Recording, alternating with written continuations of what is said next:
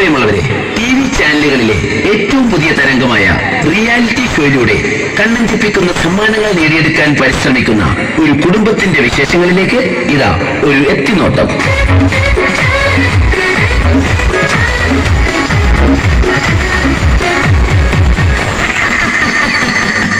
നമസ്കാരം, ഞാൻ ആൻഡപ്പൻ.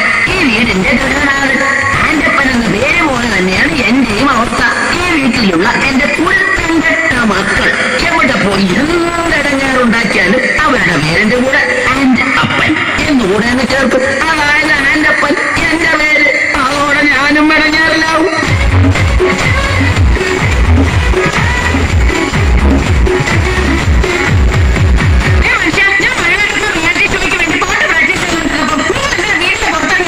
ഞാൻ പുറത്തിറങ്ങി നിന്നില്ലെങ്കിലേ നാട്ടുകാരി വിചാരിക്കും ഞാൻ നിന്നെ പിടിച്ച് തല്ലിയിട്ട് നീ കിടന്ന് കരയുകയാണെന്ന്.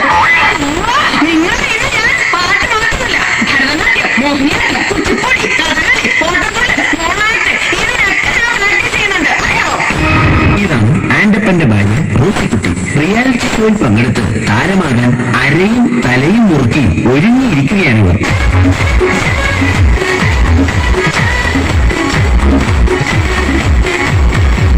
പ്രിയപ്പെട്ട അപ്പച്ചനും അമ്മച്ചിക്കും മൂത്തമകൻ കാതികൻ മാത്തുക്കുട്ടിയുടെ 1000 അഭിവാദനങ്ങൾ.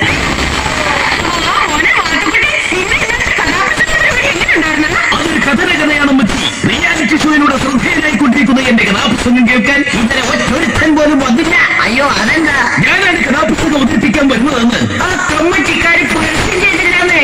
അവര് പരസ്യം ചെയ്തില്ലേലും നീ വരുന്ന വിവരം എങ്ങനെയോ നീക്കായിട്ടുണ്ട്. അതായിരിക്കും ആരും വരാത്തത്. കണ്ടല്ലോ, ഇതാണ് ആൻഡപ്പന്റെ മൂത്ത മകൻ കാതികൻ മാത്തുക്കുട്ടി. ഈ കുടുംബത്തിലെ മറ്റൊരു റിയാലിറ്റി താരം.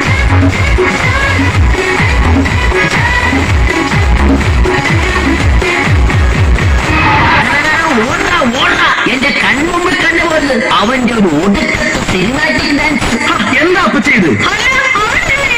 ഇന്ന് രാവിലെ ഞാൻ കുളിക്കാൻ കയറിയ നേരത്തെ ഇവൻ ഫയർ ഡാൻസിന്റെ റിഹേഴ്സലാണെന്ന് പറഞ്ഞ് മണ്ണെണ്ണ വായിലെടുത്തിട്ട് തീ ഊതി. ഞാൻ ഇലക്കിട്ട എന്റെ ആകെ കൂടെയുള്ള 2 മുണ്ടവൻ കത്തിച്ചു കളഞ്ഞ്. അറിയാമോ ഇത് നിന്റെ അടിപ്പാവാടയാ. ഈ വന്നതാണ് ഈ വീട്ടിലെ ഇളയ താരം, സിനിമാറ്റിക് ഡാൻസുകാരൻ ജോണിക്കുട്ടി. ഇതും മറ്റൊരു റിയാലിറ്റി താരമാണ്.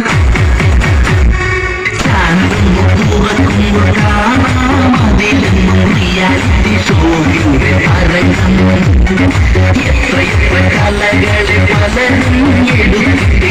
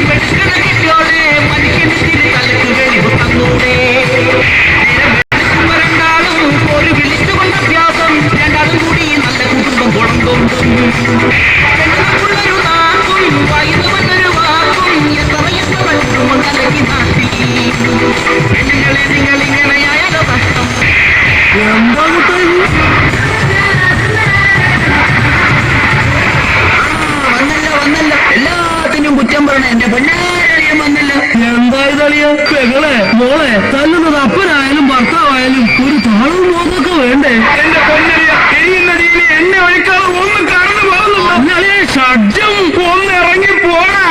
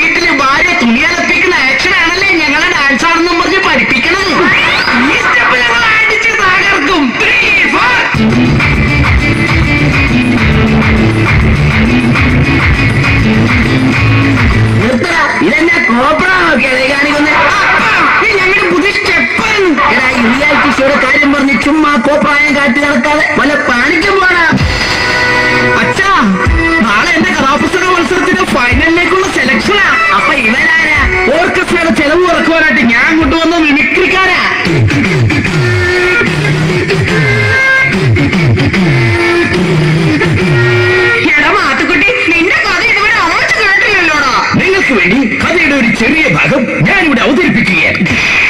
Correct music. അതാ കിഴക്കേ ചക്രവാളത്തിൽ പ്രഭാതം പൊട്ടുവിടുന്നു. സുപ്രഭാതം പൊട്ടിവിടുന്ന സൗണ്ടായിരുന്നു. 1925 കോമഡിയായിട്ടാവും വരും. ഇനി കഥയുടെ സുപ്രധാനമായ രംഗമാണ് ഞാനിവിടെ അവതരിപ്പിക്കുന്നത്. അങ്ങനെ നമ്മുടെ കഥാനായകൻ കഥാനായികയുമായി കണ്ടുമുട്ടുന്നു. ഒരു ഉറച്ച തീരുമാനമെടുക്കാൻ നായകന് സാധിക്കുന്നില്ല. നായകന്റെ കൂടെ പോകണോ അതോ തിരിച്ചു വീട്ടിലേക്ക് പോകണോ എന്നൊരു തീരുമാനമെടുക്കാൻ നമ്മുടെ നായകത്തിന് കഴിയുന്നില്ല. നായകന്റെ കൂടെ പോകണോ അതോ വീട്ടിലേക്ക് പോകും? വീട്ടിലേക്ക് പോകണോ അതോ നായകന്റെ കൂടെ പോകും? നായകന്റെ മനസ്സ് വീണ്ടും അങ്കമാലിയിലായി. അങ്കലാപ്പിലായി. അവൻ ചിന്തിക്കുകയാൽ നായികയും കൂട്ടി വീട്ടിലേക്ക് പോകണോ അതോ ഒറ്റയ്ക്ക് പോകണോ? നായികയും കൂട്ടി വീട്ടിലേക്ക് പോകണോ അതോ ഒറ്റയ്ക്ക് പോകണോ? അങ്ങനെ പ്രതിസന്ധിയിലായ നായകൻ ദുഃഖഭാരത്താൽ പുഴയിലേക്ക് എടുത്ത് ഒറ്റ ചാട്ടം. സഹോദരരെ, വെള്ളത്തിൽ നിന്നും ഇങ്ങനെ മുങ്ങിപ്പൊങ്ങിക്കൊണ്ട് അവൻ കരയിൽ നിൽക്കുന്ന നായികയെ നോക്കി പറഞ്ഞു. വെള്ളത്തിൽ നിന്ന് പൊങ്ങി വന്നവൻ കരയിൽ നിൽക്കുന്ന നായികയെ നോക്കി പറഞ്ഞു. നായികയെ നോക്കി പറഞ്ഞു, ഒന്ന് ഇറങ്ങി പോടാ. ഇവർ പങ്കെടുത്ത റിയാലിറ്റി ഷോയിലെ ഒരു കടുത്ത മത്സരത്തിന് ശേഷം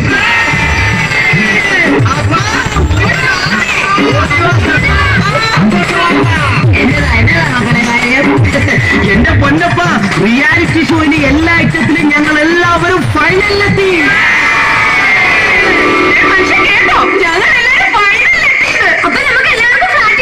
ജയിച്ചു കഴിഞ്ഞാൽ ഓരോരുത്തർക്കും ഓരോ ഫ്ലാറ്റ്.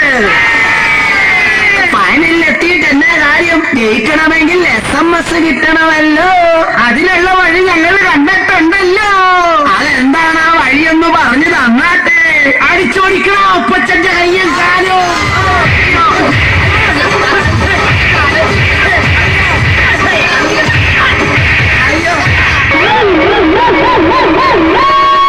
എന്തിനാടാ അപ്പന്റെ കയ്യും കാലും തല്ലി ഓടിച്ചത്?